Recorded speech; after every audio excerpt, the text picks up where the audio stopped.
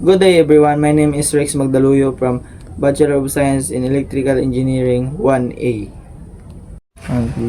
So ngayon naman, pakita ko sa inyo kung paano mag-solve ng indeterminate form.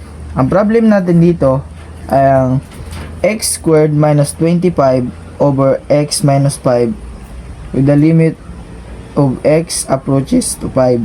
So magiging 5 squared minus 25 over 5 minus 5. So 5 times 5 is equal to 25 minus 25 is magiging 0.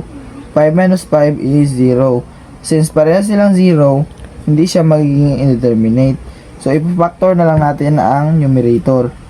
So ang mangyayari, limit x approaches to 5 was 2.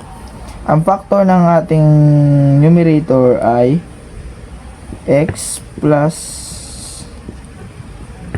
x minus na to dito para magiging negative 5 over x minus 5. Since pareha sila, i-cancel na lang natin yan. So ang mangyayari, limit x approaches to 5 is equals to x plus 5. So kapag dito na natin siya i-substitute na natin yung 5 sa x, may makukuha na tayong value. Palagyan natin na limit x approaches to 5 is equals to 5 plus 5 is equals to 10. So ito na ang ating magiging sagot.